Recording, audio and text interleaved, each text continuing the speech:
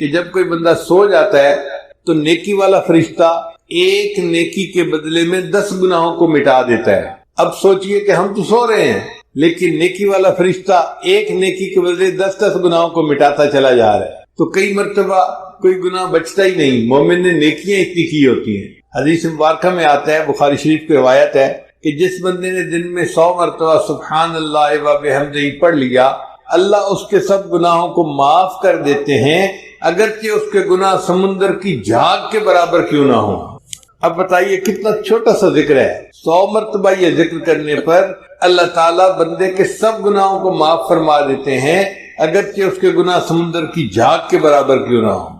پھر اللہ تعالیٰ نے دل کی ندامت کو توبہ بنا دیا۔ ایک بندہ زبان سے کچھ نہیں بولتا مگر غلطی کرنے کے بعد اپنے دل میں نادم ہوتا ہے، تو الندم توبۃ، وہ جو دل میں نادم ہوا، شرمندہ ہوا کہ سوری مجھے ایسے نہیں کرنا چاہیے تھا، میں غلطی کر بیٹھا، یہ دل سے نادم ہونا ہی اس کی توبہ ہے، اس پر اللہ گناہ معاف فرما دیتے ہیں۔ تو دیکھیے اللہ تعالیٰ بہانے ڈھونڈ رہے ہیں نا بندے کے گناہوں کو معاف کرنے کی۔ پھر اللہ تعالیٰ نے توبہ کے قبول ہونے کے لیے کوئی شرط متعین نہیں کی کہ یہ شرط پوری کرو گے تو توبہ قبول کریں گے۔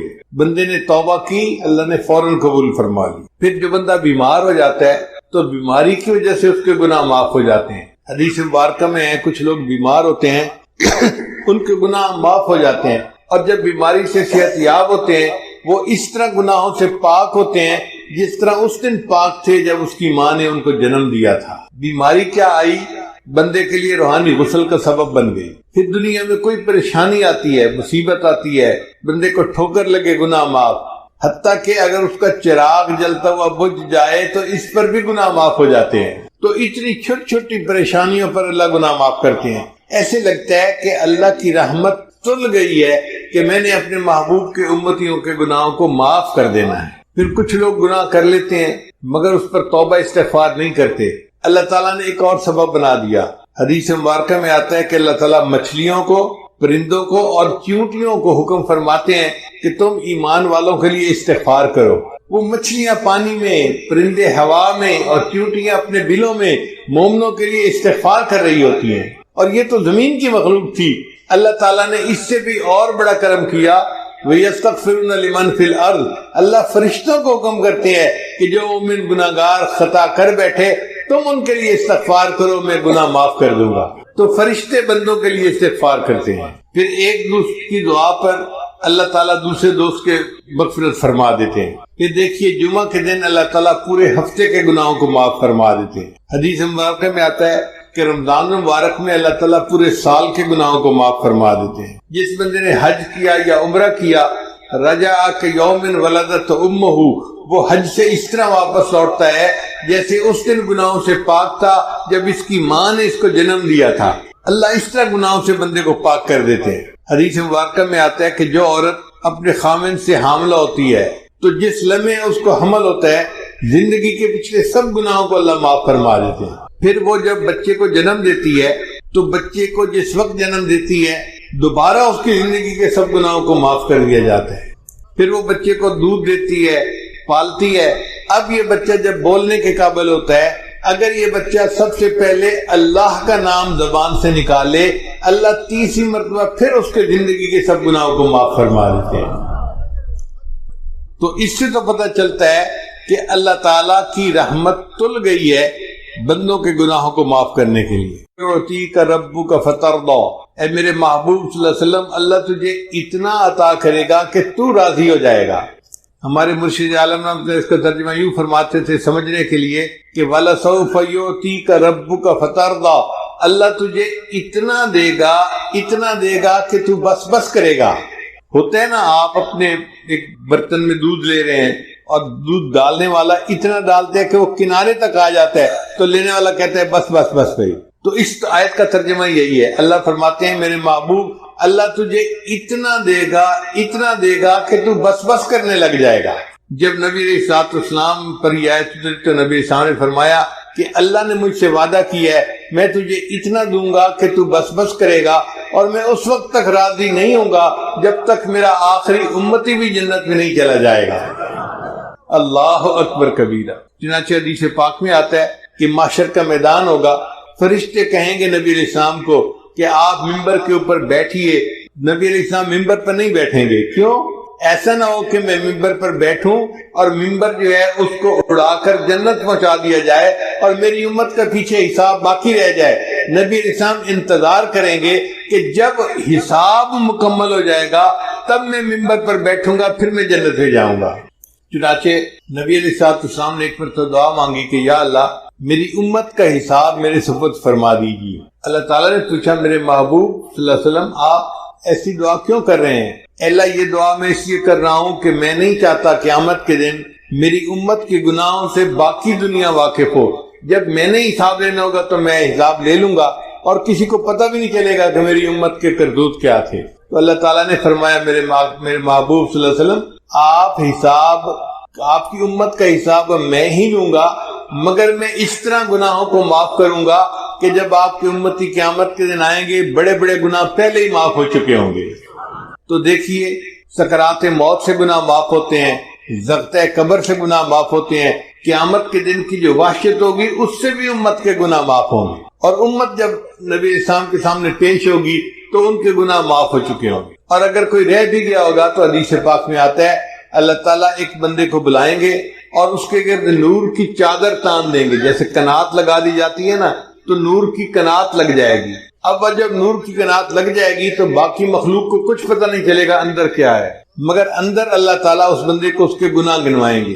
یہ بھی گناہ کیا، یہ بھی کیا، یہ بھی کیا، وہ مانتا رہے گا حتیٰ کہ اس بندے کو یہ گمان ہوگا کہ آج میں جہنم سے نہیں بچ سکتا، میرا ایک ایک گناہ گنوایا گیا. جب اللہ سب گناہ گنوا دیں گے پھر فرمائیں گے کہ تو گناہ کرتا تھا مگر معافیاں بھی مانگتا تھا، ہم نے دنیا میں بھی تیری پردہ پوشی فرمائی اور مخلوق سے تیرے گناہوں کو اوجھل رکھا، ہم آج بھی تیرے گناہوں کو پردہ پوشی کرتے ہیں اور ان کو نیکیوں میں تبدیل کر دیتے ہیں.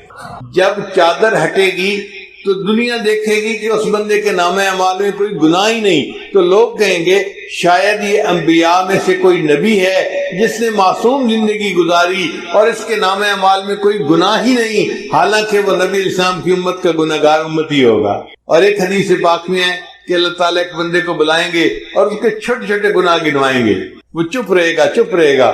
جب چھوٹے چھوٹے گناہ سارے گنوا دیں گے پھر اللہ فرمائیں گے اچھا ہم نے تیرے گناہوں کو نیکیوں میں تبدیل کر دیا. جب اللہ فرمائیں گے ہم نے تیرے گناہوں کو نیکیوں میں تبدیل کر دیا، وہ کہے گا یا اللہ میرے بڑے گناہ تو ابھی باقی ہیں. حدیث مبارکہ میں ہے کہ نبی علیہ السلام نے جب یہ حدیث سنائی تو آپ اتنا کھلا کر ہنسے کہ صحابہ کو آپ کی داڑیں جو تھی وہ بھی نظر آنے لگ گئیں کہ دیکھو چھوٹے چھوٹے گناہ گنوا رہے تھے تو چپ کھڑا تھا، جب کہا گناہ نیکیوں میں تبدیل کرتے ہیں تو کہتے ہیں جی میرے بڑے گناہ تو ابھی سارے باقی ہیں.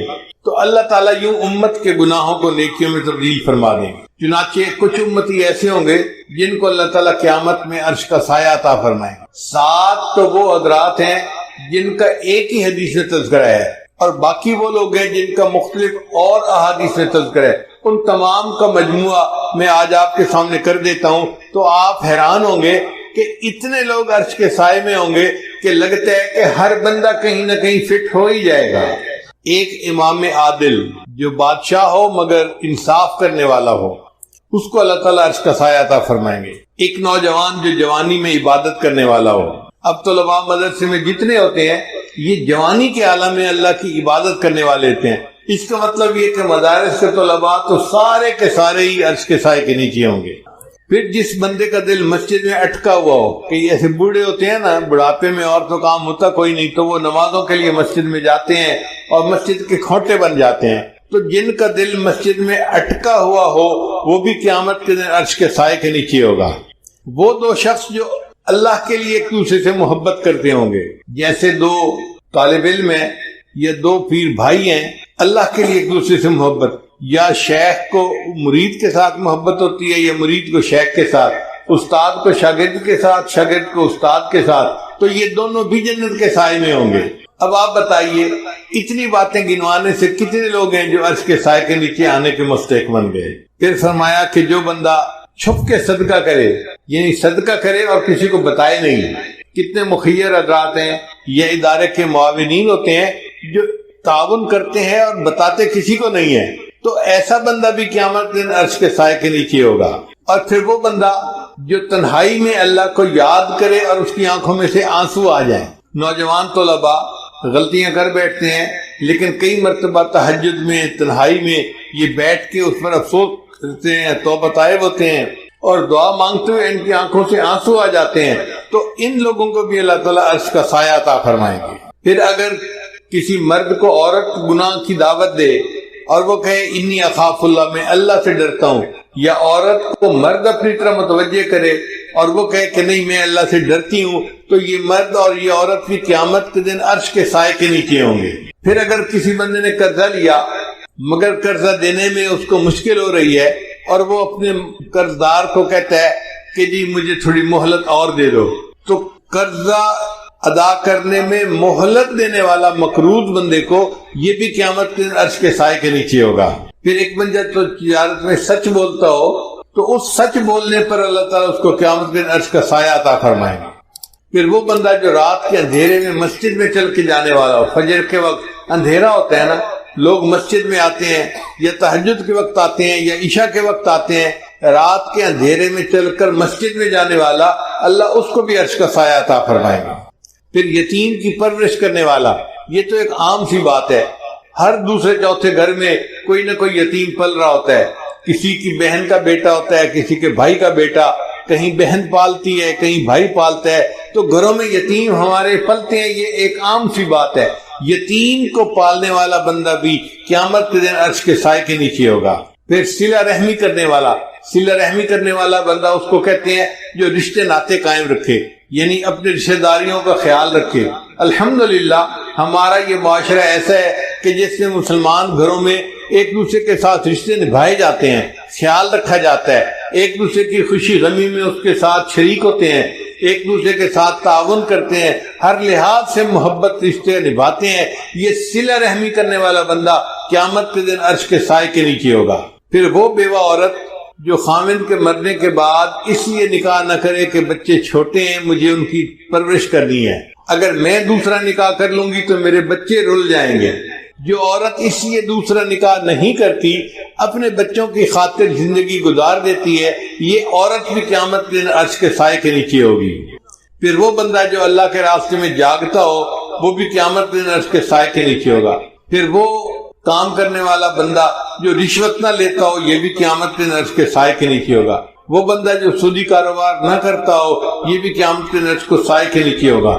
پھر وہ بندہ جو مسلمان کے غم کو دور کرے، ضروری نہیں کہ مال پیسے سے غم دور ہوتا ہے، غم زدہ بندے کو دو میٹھے بول دو نا، اس کا غم کم ہو جاتا ہے، اس کو تسلی دینا، اس کو تشفی کر، اس سے محبت کی بات کر لینا، میٹھی بات کر لینا، اس کا دل کا غم دور ہو جاتا ہے۔ مومن کے دل کا غم دور کرنے والا یہ بندہ یہ بھی قیامت کے دن عرش کے سائے کے نیچے ہوگا۔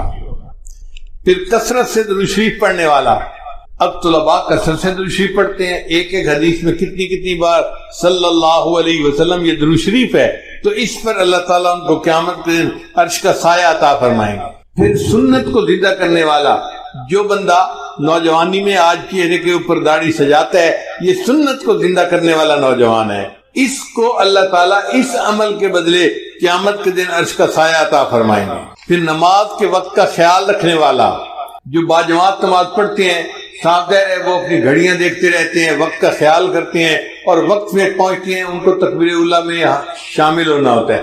اللہ اس تکبیر اللہ کی پابندی سے اس کو بھی قیامت کے دن عرش کا سایہ عطا فرمائیں گے۔ ایسے لگتا ہے کہ اللہ تعالیٰ نے عرش کا سایہ بنایا ہی امت محمدیہ کے لیے ہے۔ سچی بات تو یہ ہے کہ ہر بندہ کہیں نہ کہیں عرش کے سائے میں آنے والے لوگوں میں فٹ ہو جاتا ہے۔ تو رحمت للعالمین دیکھیے نبی علیہ السلام کی کہ انہوں نے اللہ سے دعائیں مانگی اور اللہ نے ان کی امت کے لیے ایسے آسانیاں فرما دی۔ نبی علیہ السلام امت کے لیے بہت دعائیں مانگا کرتے تھے۔ حدیث مبارکہ میں آتا ہے کہ نبی علیہ السلام نے ایک مرتبہ دریا کے کنارے نماز ادا فرمائی، سفر سے آ رہے تھے، تو جب آپ نے نماز پڑھی تو آپ نے دیکھا کہ ایک چڑیا آئی اور ریت کے 2-3 ذرات اس نے اپنی چونچ میں لیے اور دریا کے اوپر چل کے چلی گئی۔ پھر دوبارہ آئی، پھر اس نے 2-4 ذرات اپنی چونچ میں لیے، پھر اڑ کے چلی گئی۔ جب 2-4 دفعہ ایسا ہوا تو نبی علیہ السلام متوجہ ہوئے کہ یہ چڑیا کیا کر رہی ہے، تو جبریل السلام آئے، انہوں نے آ کے بتایا اے اللہ کے نبی صلی اللہ علیہ وسلم آپ امت کی بخشش کی دعائیں کرتے ہیں، اللہ نے آپ کو ایک منظر دکھا دیا ہے کہ یہ چونچ میں جو ذرے لیتی ہے تو وہ چند ذرے ہوتے ہیں، اور یہ جا کر دریا کے اوپر پھینکتی ہے تو دریا کو پتہ ہی نہیں چلتا کہ ذرے پھینکے گئے یا نہیں پھینکے گئے۔ تو اللہ نے آپ کو دکھایا ہے آپ کی امت کے گناہ وہ ریت کے ذرات کی مانند ہیں، اور اللہ کی رحمت تو اس دریا کی مانند ہے، وہ ساری امت کے گناہوں کو بھی معاف کر دے تو دریا کو پتہ ہی نہیں چلے گا۔ کہتے ہیں کہ ایک مچھر کسی بیل کے سینگ پہ بیٹھ گیا تھا، پھر اس نے اڑتے ہوئے اس سے سوری کی کہ سوری میں آپ کے سینگ کے اوپر بیٹھا رہا، تو بیل نے کہا او میاں مجھے تو پتہ بھی نہیں چلا کہ تو بیٹھا بھی تھا یا نہیں بیٹھا تھا۔ اگر مچھر کے وزن کا بیل کو پتہ نہیں چلتا تو ہمارے گناہوں کا اللہ کی رحمت کے سامنے کوئی حیثیت ہی نہیں ہے۔ اللہ چاہے تو سب کے گناہوں کو معاف فرما دے۔ اور اللہ تعالیٰ نے ایک وعدہ فرمایا ہے، یوم لا یخزی اللہ النبی والذین آمنوا معہ، قیامت دن اللہ تعالیٰ اپنے نبی علیہ السلام کو اور ان کے ساتھ جو ایمان لانے والے ہوں گے ان کو رسوا نہیں کرے گا۔ تو اللہ نے مومنوں سے وعدہ کیا ہے کہ وہ ان کو قیامت دن رسوا نہیں کرے گا۔ اب ہم نے کلمہ پڑھا الحمدللہ کہ ہم مومن ہیں، تو اب ہمارے دل میں یہ پکا گمان ہونا چاہیے اس کلمے کی وجہ سے اللہ تعالیٰ ہمیں قیامت میں رسوا نہیں فرمائیں گے، ہمارے عیبوں کی پردہ پوشی فرما کے عرش کا سایہ عطا کریں گے اور بالآخر ہمیں جنت عطا فرمائیں گے۔ علماء نے لکھا ہے کہ نکاح جو ہوتا ہے نا یہ ایجاب و قبول ہوتا ہے، دلہن کی طرف سے ایجاب اور خامد کی طرف سے قبول، تو وہ دلہن بن گئی۔ اسی طرح ایمان بھی ایجاب و قبول کی مانند ہے، جب نکاح ہوتے ہیں نا تو دلہا دلہن کو لے کے اپنے گھر آ جاتا ہے کیونکہ ایجاب و قبول ہو چکا۔ جس نے کلمہ پڑھا ایمان لے آیا گویا اس نے اللہ کے ساتھ ایجاب و قبول کر لیا، اب اللہ اس بندے کو اپنے گھر جنت میں لے کر جائیں گے کلمے کی بنیاد پر۔ باقی عمل سارے ایک طرف رکھ دیں۔ جب تک بکے نہ تھے کوئی پوچھتا نہ تھا، جب تک بکے نہ تھے کوئی پوچھتا نہ تھا، تم نے خرید کر ہمیں انمول کر دیا۔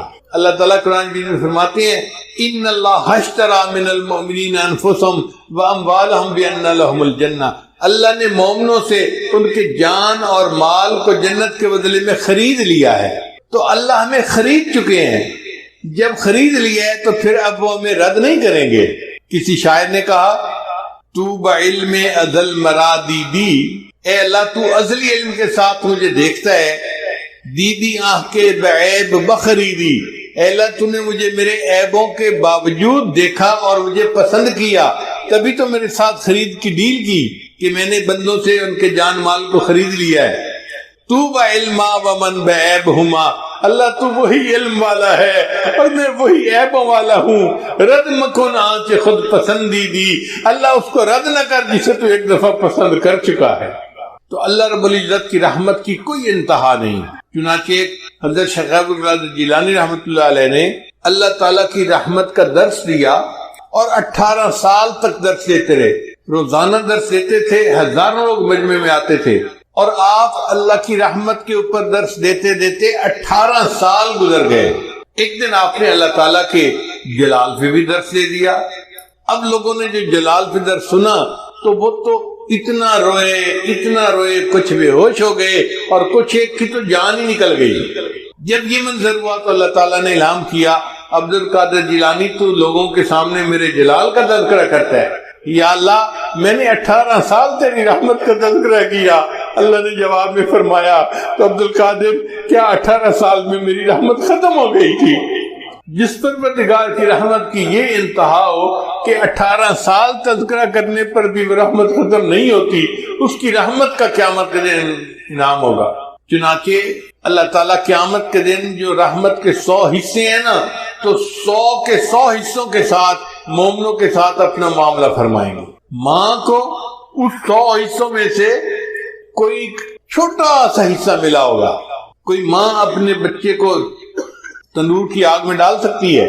حدیث مبارکہ میں نبی صاحب ایک جگہ پڑاؤ فرمایا تو وہاں ایک عورت تھی جو تندور پہ روٹیاں لگاتی تھی، وہ بیلنے کے لیے آئی، کہنے لگی میں آپ سے ایک بات پوچھنا چاہتی ہوں، میں ماں ہوں، میں جب روٹیاں لگاتی ہوں میرا بچہ تندور کے قریب آتا ہے تو میں اس کو دور رکھتی ہوں، میں چاہتی نہیں کہ گرم ہوا بھی میرے بچے کو لگ جائے، اگر میں گرم ہوا بچے کو لگنا پسند نہیں کرتی تو اللہ تو بندے سے بہت محبت کرتے ہیں، وہ اپنے بندوں کو جہنم میں کیسے ڈالے گا؟ تو نبی علیہ السلام کی مبارک آنکھوں میں آنسو آ گئے۔ نبی علیہ السلام نے جواب دیا، اللہ تعالیٰ تو نہیں چاہتے کہ بندے جہنم میں جائیں، مگر جو اپنے پاؤں پہ خود کلہاڑی مارے اس کا کیا کیا جا سکتا ہے؟ وَمَا ظَلَمَهُمُ اللَّهُ وَلَكِنْ كَانُوا أَنفُسَهُمْ يَظْلِمُونَ، اللہ نے ان پہ ظلم نہیں کیا، انہوں نے اپنی جانوں پہ خود ظلم کیے ہیں۔ تو ہم گناہ کرتے ہیں اور پھر توبہ کرنا بھول جاتے ہیں، یہ ہماری کوتاہی ہوتی ہے، ورنہ اللہ تعالیٰ تو معاف کرنے کے لیے تیار ہیں۔ ایک گناہ میرا ماں پیو ویکھے تے دیوݨ دیس نکالا، ایک گناہ میرا ماں پیو ویکھے تے دیوݨ دیس نکالا، تے لکھ گناہ میرا اللہ ویکھے تے وہ پردے پاون والا۔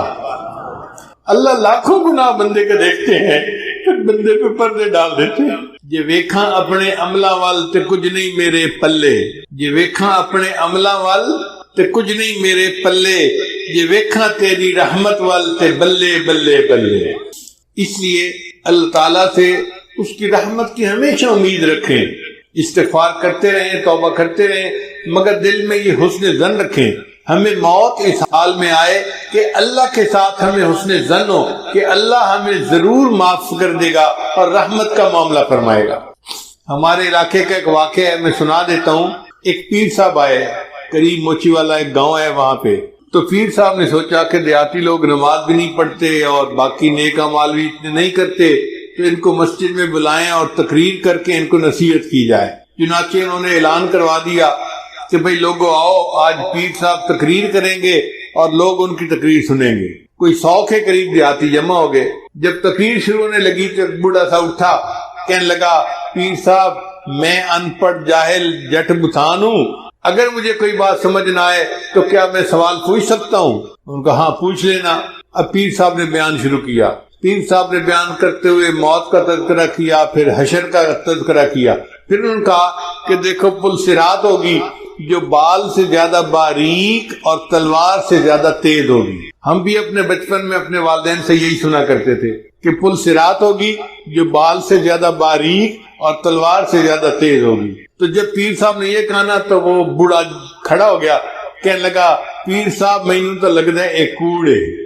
ان کا نہیں کتابوں میں لکھا ہوا ہے، فلاں کتاب میں فلاں کتاب میں۔ تو کہتے ہیں اچھا لکھے ہوئے کتابیں؟ انہوں نے کہا ہاں لکھے ہوئے ہے۔ اکھے پیر صاحب موڑ ان آنکھو چاہنا کہ اللہ سائیں دی پار ٹپاون دی نیت کا ہی نہیں۔ بھئی اگر بال سے زیادہ باریک ہے اور تلوار سے زیادہ تیز ہے تو پھر یوں کہو کہ اللہ تعالیٰ کی پار گزارنے کی نیت ہی نہیں ہے۔ خیر بات آئی گئی ہو گئی۔ پھر پیر صاحب نے تقریر شروع کی کہ بھئی نیکی کرو، گناہوں سے بچو، اگر نہیں نیکی کرو گے، گناہ کرو گے تو پہلے اللہ تمہیں دوزخ میں ڈالے گا اور جب سزا مل جائے گی اس کے بعد پھر تمہیں جنت میں اللہ تعالیٰ ڈالے گا۔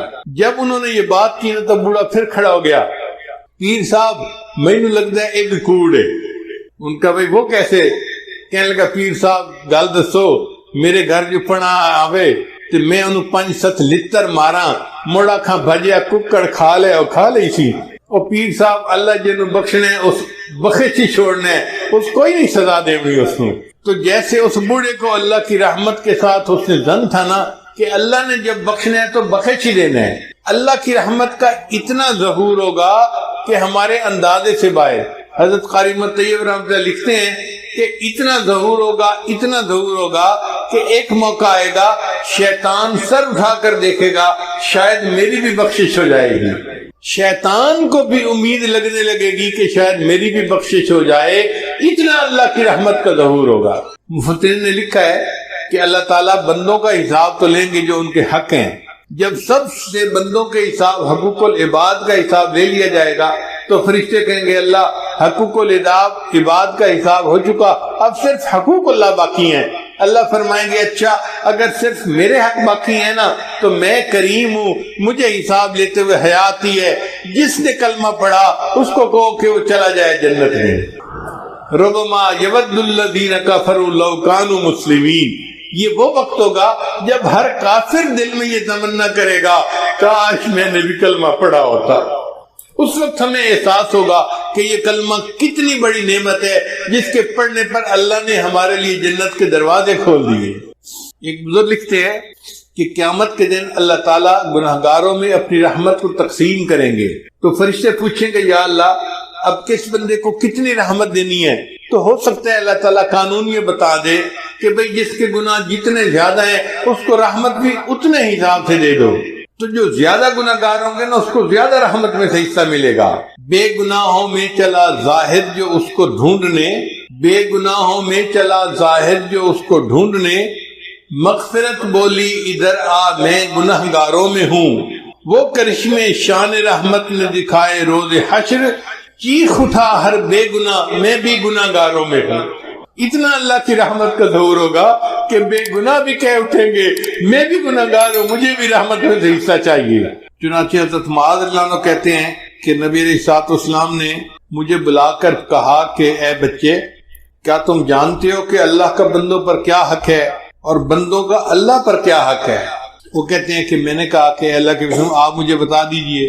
فرمانے لگے کہ اللہ کا بندوں پر یہ حق ہے کہ بندے اس کے ساتھ کسی کو شریک نہ بنائیں، توحید کے اوپر پکے رہیں، اور جو بندہ توحید کے اوپر پکا رہے اس کا حق اللہ پہ یہ ہوتا ہے کہ اللہ اس کو جنت عطا فرما دے۔ ما من احد یشہد اللہ الہ الا اللہ وان محمد رسول اللہ صدقا من قلبہ الا حرمہ اللہ علی النار۔ یہ بخاری اور مسلم کی روایت ہے کہ جو بندہ دل کی سچائی کے ساتھ لا الہ الا اللہ محمد رسول اللہ پڑھ لیتا ہے، اللہ تعالیٰ دوزخ کی آگ اس کے اوپر حرام کر دیتے ہیں۔ ایک مرتبہ سیدنا ابو ہریرہ نے دیکھا کہ نبی علیہ السلام گھر پہ نہیں تھے، تو وہ ڈھونڈنے کے لیے نکلے۔ بنی نجار کا ایک باغ تھا، تو اس کے اندر نبی علیہ السلام تشریف فرما تھے، اور اس باغ کا جو پانی تھا نا وہ ایک کھالی کے ذریعے سے باہر نکلتا تھا، وہاں سے دیوار تھوڑا ٹوٹی ہوئی تھی۔ ابو ہریرہ دروازے کی طرف جاتے اور اندر جاتے تو دیر لگ جاتی، ان کو جلدی تھی، وہ اس نالی سے خالی جس کو کہتے ہیں نا وہاں سے باغ کے اندر داخل ہو گئے اور نبی علیہ السلام کے پاس حاضر ہوئے۔ تو نبی علیہ السلام نے فرمایا کہ ابو ہریرہ من قال لا الہ الا اللہ دخل الجنہ، جس نے لا الہ الا اللہ کہہ دیا وہ جنت میں سیدھا جائے گا۔ تو ابو ہریرہ نے کہا اے اللہ کے نبی میں لوگوں کو بتا دوں؟ فرمایا ہاں بتا دو۔ اے اللہ کے نبی میں ان کو بتاؤں گا، وہ کہیں گے تیرے پاس اس کی دلیل کیا ہے؟ تو نبی علیہ السلام نے اپنے نالین مبارک، اپنے جوتے مبارک دیے کہ یہ میرے جوتے لے جاؤ، یہ دکھا دینا کہ نبی علیہ السلام نے یہ دے کر مجھے بھیجا ہے۔ اب ابو ہریرہ اس باغ سے باہر نکلے، آگے عمر رضی اللہ عنہ سے ملاقات ہو گئی۔ تو ابو ہریرہ نے بتایا کہ نبی علیہ السلام نے فرمایا جس نے کہا لا الہ الا اللہ دخل الجنہ، جو لا الہ الا اللہ پڑھ لے گا اللہ اس کو جنت میں داخل کریں گے۔ تو عمر رضی اللہ عنہ پہ انتظام غالب تھا، انہوں نے ان کو جو دھکا دیا تو ابو ہریرہ تو پیچھے جا کے گرے، کہنے لگے اچھا میں جا کے نبی صاحب کو شکایت لگاتا ہوں۔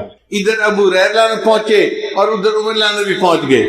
ابو ہریرہ نے بتایا کہ اللہ کے نبی میں نے ان کو بتایا تھا تو انہوں نے مجھے دھکا دیا اور میں گر گیا۔ تو نبی علیہ السلام نے پوچھا عمر تو نے ایسا کیوں کیا؟ تو عمر اللہ نے جواب دیا اخشا ان یتکل الناس علیہا، اے اللہ کے وسلم مجھے ڈر ہوا کہ اگر اس طرح کھول کے بتا دیں گے کہ لا الہ الا اللہ کہنے پر جنت مل جائے گی تو پھر لوگ عمل کرنے سے پیچھے رہ جائیں گے، سستی کریں گے، اس لیے میں نے کہا تھا کہ فخلہم یعملون، تو اس بات کو نہ کر، لوگوں کو عمل کرنے دے۔ تو واقعی بات ایسی ہے، نبی علیہ السلام نے یہ بات سن کے سکوت فرما لیا۔ ایک واقعہ میں نے کتابوں میں پڑھا تھا حضرت شبلی رحمۃ اللہ علیہ کا، لیکن میں اس کو نقل کرنے سے ڈرتا تھا۔ ایک مرتبہ رائے وینڈ کے سالانہ اجتماع میں حضرت مولانا محمد مسلم، مولانا محمد اسلم ملتانی، انہوں نے یہ واقعہ سنایا رائے وینڈ کے سالانہ اجتماع میں۔ اس کے بعد یہ واقعہ میں نقل کر دیتا ہوں۔ کتاب میں لکھا ہوا تھا کہ اللہ تعالیٰ کے اپنے اولیاء کے ساتھ بہت معاملات ہوتے ہیں، اللہ تعالیٰ ان سے کبھی کبھی دل لگی بھی فرماتے ہیں۔ تو ایک مرتبہ اللہ تعالیٰ نے شبلی پر الہام فرمایا، شبلی کیا تو چاہتا ہے کہ میں تیرے عیب لوگوں پر واضح کر دوں، تجھے دنیا میں کوئی منہ لگانے والا نہ رہے؟ شبلی کیا تو چاہتا ہے کہ میں تیرے عیب لوگوں کے اوپر ظاہر کر دوں تو تجھے دنیا میں کوئی منہ لگانے والا نہ رہے؟ وہ بھی آگے ناز کے انداز میں تھے، کہنے لگے اللہ کیا تو چاہتا ہے کہ میں تیری رحمت کھول کر لوگوں کو بتا دوں تجھے دنیا میں کوئی سجدہ کرنے والا نہ رہے؟ جب یہ الہام ہوا، جب یہ بات کی تو فوراً الہام ہوا شبلی نہ تو میری بات کہنا نہ میں تیری بات کہتا ہوں۔ تو واقعی اگر اللہ تعالیٰ کی رحمت کا ہمیں صحیح پتہ چل جائے تو ہم تو سستی میں پڑ جائیں کہ اللہ نے معاف تو کر ہی دینا ہے، اس لیے جو لگا ہوا ہے وہ لگا رہے اور معافی مانگتا رہے، کیونکہ گناہ کر کے معافی نہ مانگنا اس کا بڑا نقصان یہ ہے کہ موت کے وقت ایمان سلب کر لیا جاتا ہے۔ تو گناہ کرنے کے بعد پھر اس پر رونا دھونا یہ ہماری ذمہ داری ہے۔ اگر ہم روتے رہیں گے دھوتے رہیں گے اور ایمان کے اوپر موت آ گئی تو آپ سمجھیں کہ انشاءاللہ اللہ تعالیٰ اس کلمے کی برکت سے ہمیں بالآخر جنت عطا فرمائے گا۔ ایک اور حدیث مبارکہ سن لیجئے۔ حضرت ابو ذر غفاری عنہ حاضر خدمت ہوئے نبی اسلام کی۔ نبی اسلام آرام فرما کر اٹھے تھے تو نبی اسلام نے انہیں بتایا کہ جبریل اسلام میرے پاس خوشخبری لائے کہ جو شخص لا الہ الا اللہ محمد رسول اللہ کہے پھر اسی عقیدے پر اس کی موت آئے وہ جنت میں داخل ہوگا۔ جب نبی اسلام نے یہ بتایا تو ابو ذر غفاری عنہ نے آگے سے سوال کیا، اے اللہ کے حبیب صلی اللہ علیہ وسلم، وَإِن سَرِقَ وَإِن زَنَا وَسَرِقَ، کیا اگر اس نے چوری کی اور زنا کیا پھر بھی جنت میں جائے گا؟ نبی اسلام نے فرمایا ہاں پھر بھی جنت میں جائے گا۔ انہوں نے پھر دوسری دفعہ پوچھا، نبی اسلام نے پھر یہی جواب دیا۔ انہوں نے تیسری دفعہ پوچھا، نبی اسلام نے پھر جواب دیا۔ پھر انہوں نے چوتھی مرتبہ پوچھا، نبی اسلام نے فرمایا ہاں پھر جنت میں جائے گا اگرچہ ابو ذر کی ناک خاک آلود ہو۔ یعنی جس نے کلمہ پڑھا اگر وہ چوری اور زنا جیسا جرم بھی کر بیٹھا اور وہ اللہ سے معافیاں مانگتا ہے، استغفار کرتا ہے تو وہ جنت میں جائے گا اگرچہ ابو ذر کی ناک خاک آلود ہو۔ اس کا مطلب یہ کہ یہ کلمہ ایسی نعمت ہے کہ اگر ہم اللہ کے ساتھ حسن ظن رکھیں گے، اللہ کی رحمت کی امید دل میں رکھیں گے اور اللہ سے مانگتے رہیں گے تو کلمے کی برکت سے اللہ ہمیں جنت عطا فرمائے گا۔ اس لیے کہتے ہیں اللہ جتنی تیری بڑی ذات اتنی بڑی میری آس۔ اللہ یہ فکرہ ذرا ذہن میں ایک دفعہ کہہ دیجئے، اللہ جتنی بڑی تیری ذات اتنی بڑی میری آس۔ اللہ جتنی بڑی تیری ذات اتنی بڑی میری آس۔ تیری ذات جتنی بڑی ہے میری تیرے ساتھ آس بھی اتنی بڑی ہے۔ اللہم مغفرتک اوسع من ذنوبی ورحمتک ارجا عندی من عملی۔ ہمیں عملوں پہ بھروسہ نہیں ہے، تیری رحمت پہ بھروسہ ہے، تو اگر چاہے گا تو ہماری کشتی کو کنارے لگا دے گا۔ اب میں اپنی بات کو مکمل کرتا ہوں دو بزرگوں کی عبارت سنا کے، توجہ کے ساتھ سنیے گا۔ تقویت الایمان کتاب ہے، اس میں حضرت شاہ اسماعیل شہید رحمت اللہ فرماتے ہیں کہ دنیا میں بڑے بڑے گنہگار گزرے ہیں، یہ ان کی کتاب کی عبارت ہے، طلباء توجہ کے ساتھ سنیں۔ دنیا میں بڑے بڑے گنہگار گزرے ہیں جیسے فرعون، حامان، نمرود اور شیطان، جیسے فرعون، حامان، نمرود اور شیطان۔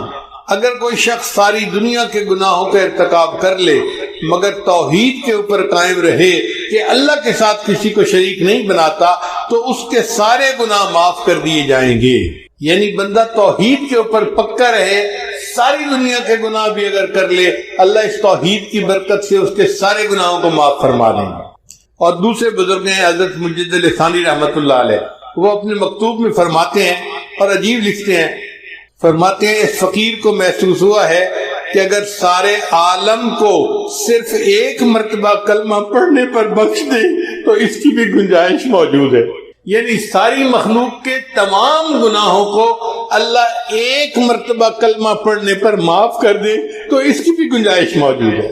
اب آپ بتائیے یہ کلمہ پڑھنا کتنی بڑی نعمت ہے کہ ایک مرتبہ کلمہ پڑھنے پر اللہ ساری مخلوق کے سارے گناہوں کو معاف کر دے تو اس کی بھی گنجائش موجود ہے۔ اگر یہ کلمہ اتنا اعلیٰ ہے تو بھئی ہمیں بھی چاہیے کہ ہم دن میں رات میں آتے جاتے چلتے پھرتے لا الہ الا اللہ، لا الہ الا اللہ، لا الہ الا اللہ اس کا ذکر کرتے رہیں تاکہ اللہ تعالی ہمارے بھی گناہوں کو معاف فرما دے۔ ایمان والو، تم سب کے سب اللہ کے سامنے توبہ کرو تاکہ تم فلاح پا جاؤ۔ چنانچہ ابن تیمیہ رحمۃ اللہ علیہ نے الایمان الاوسط ایک کتاب ہے، اس میں 10 اسباب بتائے ہیں جن سے انسان کے گناہ معاف ہوتے ہیں۔ یہ 10 اسباب ہمیں زبانی یاد ہونے چاہیے تاکہ ہم ان کے ذریعے سے اپنے گناہوں کی بخشش کا بندوبست کر لیں۔ سب سے پہلا سبب استغفار۔ استغفار کہتے ہیں کہ اپنے گزرے ہوئے گناہوں پر نادم ہونا. شریعت نے کہا الندم توبۃ، ندامت یہ توبہ ہے. اور حدیث مبارکہ میں ہے کہ قیامت کے دن سب سے زیادہ خوش انسان وہ ہوگا من وجد فی صحیفتہ استغفارا کثیرا، جس کے نام اعمال میں کثرت کے ساتھ استغفار لکھا ہوا ہوگا. تو ہمیں کثرت سے استغفار پڑھنا چاہیے. چنانچہ ایک شخص حضرت حسن اللہ عنہ کے پاس آیا، حضرت بہت گناہگار ہوں، کوئی عمل بتائیں. فرمایا استغفار پڑھو. ایک اور آدمی آیا، حضرت بارش نہیں ہو رہی، کوئی عمل بتائیں. فرمایا استغفار پڑھو. پھر ایک آدمی آیا کہ حضرت بہت قرضہ چڑھ گیا، دعا کریں کہ کوئی اسباب بن جائیں رزق کے، مال کے، تاکہ قرضہ اتر جائے. فرمایا استغفار پڑھو. پھر ایک شخص آیا کہ حضرت دعا کریں اللہ مجھے بیٹا دے دے. فرمایا استغفار کرو. ایک آدمی آیا میرا باغ ہے، دعا کریں کہ میرا پھل زیادہ لگے. فرمایا استغفار کرو. ایک آدمی آیا میری کھیتی باڑی کی زمین ہے، دعا کریں پانی اندر سے نکل آئے. فرمایا استغفار کرو. اب سننے والا حیران کہ مختلف لوگ مختلف ضروریات آ کر بیان کرتے رہے، سب کے لیے ایک ہی جواب. تو اس نے پوچھا کہ حضرت کیا مسئلہ؟ تو فرمایا کہ دیکھو یہ جواب میں نے اپنی طرف سے نہیں دیا، قرآن مجید سے دیا ہے. اللہ تعالیٰ ارشاد فرماتے ہیں قرآن مجید میں فَقُلْتُ اسْتَغْفِرُوا رَبَّكُمْ إِنَّهُ كَانَ غَفَّارًا. تو سب سے پہلے استغفار کرنے سے گناہوں کی بخشش ہوتی ہے. یرسل السماء علیکم مدرارا، تمہارے اوپر اللہ بارشیں برسائے گا. ویمددکم باموال، اللہ مال کے ذریعے تمہاری مدد کرے گا. وبنین، اور بیٹوں کے ذریعے مدد کرے گا. ویجعل لکم جنات، اور اللہ تعالیٰ تمہیں درختوں پہ پھل زیادہ عطا کرے گا. وَيَجْعَلْ لَكُمْ أَنْهَارًا، اور اللہ تعالیٰ تمہارے لیے زمین سے چشمے جاری فرما دے گا. آپ اگر غور کریں تو ہماری روز مرہ کی جو پریشانیاں ہیں وہ انہی میں سے ہیں. کوئی بیٹے کے لیے پریشان، کوئی کاروبار کے لیے پریشان، کوئی قرضوں کی وجہ سے پریشان. اس کا مطلب یہ کہ اگر ہم استغفار کرنے کی عادت ڈال لیں تو ہمیں کسی اور عمل کی ضرورت ہی نہیں ہے. اور یہ عمل قرآن مجید میں بتایا گیا ہے، یہ پروردگار عالم کا کلام ہے. ہم استغفار کم کرتے ہیں، کم از کم 100 مرتبہ صبح اور شام استغفار کا کرنا معمول بنا لینا چاہیے. آپ لوگ ڈرائیو کرتے ہیں اپنے دفتر جاتے ہوئے تو راستے میں جو آدھا گھنٹہ لگتا ہے اس میں کیا کرنا ہوتا ہے؟ بعض لوگ نعت سن لیتے ہیں، تلاوت سن لیتے ہیں، وہ بھی عبادت ہے. لیکن اس سے زیادہ بہتر یہ ہے کہ انسان خود پڑھے کچھ. تو اگر اس دوران آپ استغفر اللہ ہی پڑھتے رہیں تو سینکڑوں دفعہ استغفار نام اعمال میں لکھا جائے گا. اور اگر پورا پڑھ لیں استغفر اللہ ربی من کل ذنب واتوب الیہ تو یہ سونے پہ سہاگے والی بات ہے. تو اپنے ٹائمنگز کو ایسے ایڈجسٹ کریں کہ اس میں درود استغفار کثرت کے ساتھ آپ پڑھ سکیں. کیونکہ حدیث پاک میں یہ فرمانا کہ قیامت کے دن وہ بندہ بہت خوش ہوگا جس کے نام اعمال میں استغفار زیادہ ہوگا. دوسرا سبب ہے توبہ.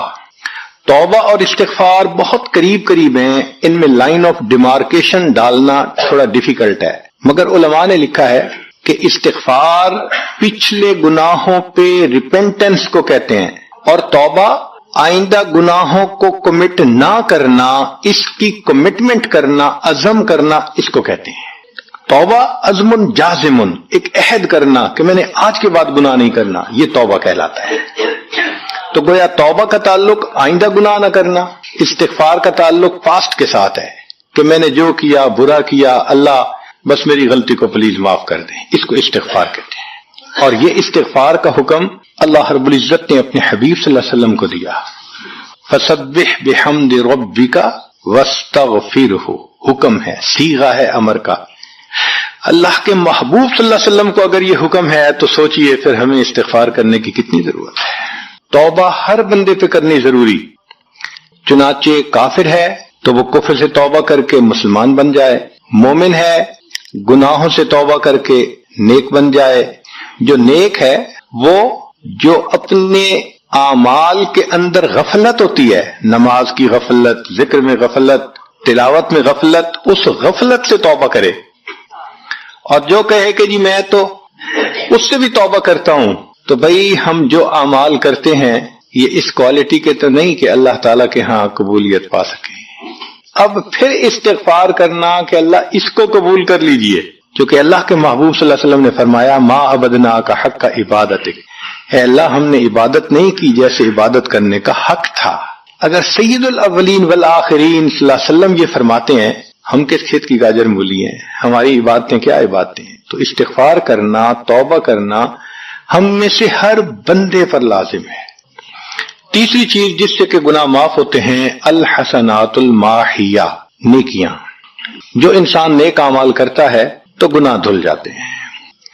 نیک اعمال کی مثال صابن کی ہے، گناہوں کی مثال میل کی سی ہے۔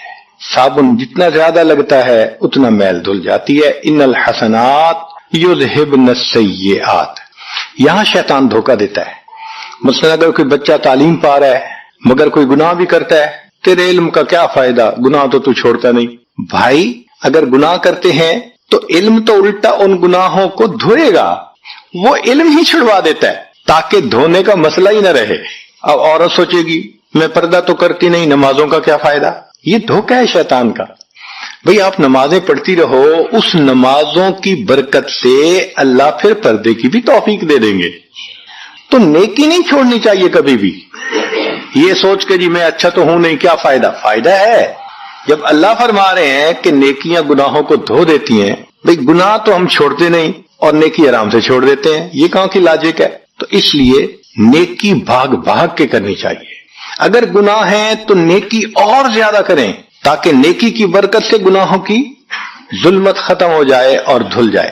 حدیث پاک میں ہے بندہ گناہ کرتا ہے لکھ دیا جاتا ہے، دوسرا گناہ، تیسرا، 5 گناہ کرتا ہے، پھر اس کے بعد وہ ایک نیکی کرتا ہے تو نیکی والا فرشتہ کہتا ہے کہ دیکھو اللہ کے ہاں دستور ہے من جاء بالحسنۃ فلہ عشر امثالھا، اس کو 10 نیکیاں ملنی تھی، تم نے 5 گناہ لکھے ہیں نا، اچھا تم 5 گناہ مٹا دو، میں نامہ اعمال میں 10 نیکیوں کی بجائے صرف 5 نیکیاں بیلنس وہ ڈال دیتا ہوں۔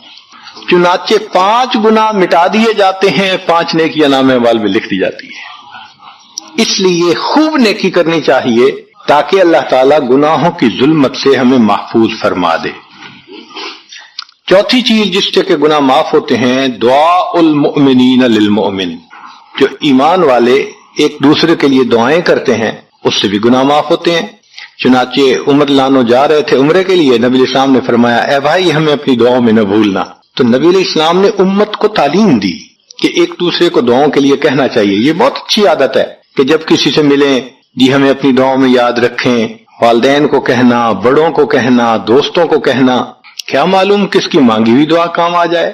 اس دعا کا فائدہ ہوتا ہے نا، تبھی تو قرآن مجید میں دعا سکھائی گئی، ربنا اغفر لنا ولاخواننا الذین سبقونا بالایمان، اے اللہ جو ہم سے پہلے ایمان والے چلے گئے ان کی بھی مغفرت فرما دے۔ تو فائدہ ہوتا ہے تو قرآن نے دعا سکھائی ہے نا۔ تو ایمان والوں کی دعاؤں سے دوسرے ایمان والوں کو فائدہ ہوتا ہے۔ حدیث پاک میں ہے دوست کی دعا دوست کے پیٹھ پیچھے رد نہیں کی جاتی، کیوں؟ اس میں خلوص ہوتا ہے۔ تو اس لیے حدیث پاک میں ہے، مسلم شریف کی روایت ہے کہ اگر کوئی آدمی فوت ہو جائے اور 40 آدمی جنازہ پڑھ لیں جو ایمان والے ہوں، توحید والے ہوں، فرمایا ما من رجل مسلم یموت فیقوم علی جنازتہ 40 رجلا لا یشرکون باللہ شیئا الا شفعهم اللہ فیہ، اللہ 40 بندوں کی نماز جنازہ کو قبول کر کے میت کی مغفرت فرما دیتے ہیں۔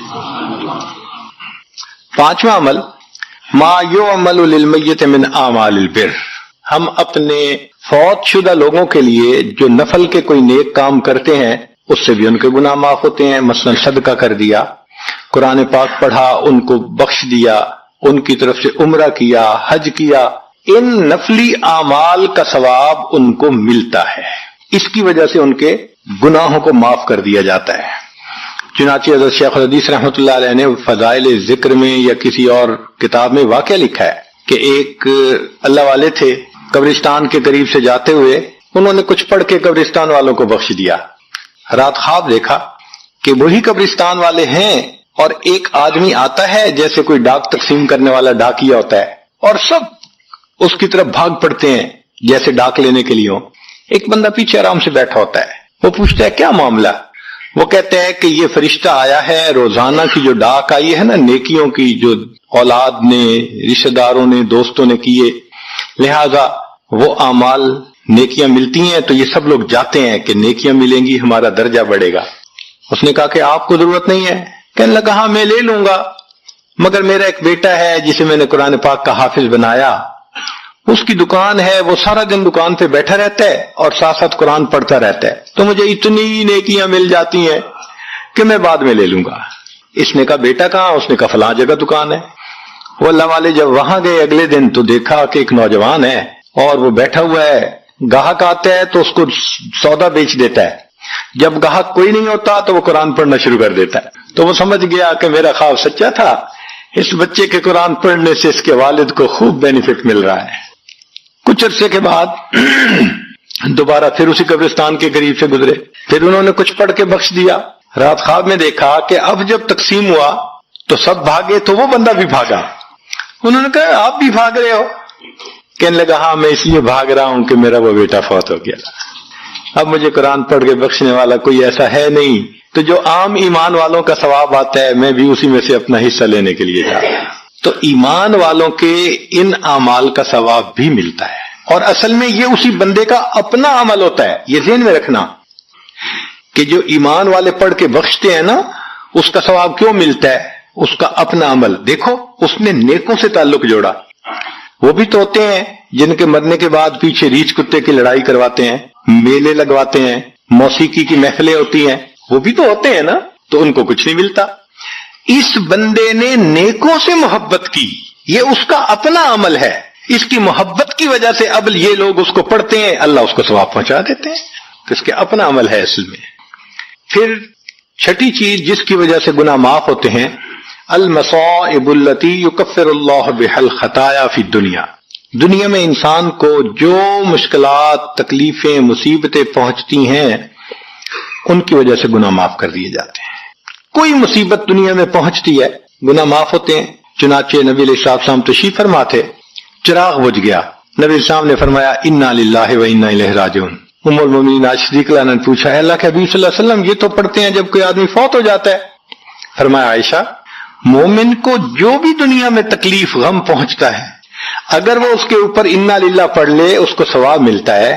تو سوچنے کی بات ہے، چراغ کے بجھنے پر اگر ثواب ملتا ہے تو کسی عزیز کی زندگی کا چراغ بجھ گیا اس پر کتنا ثواب ملے گا؟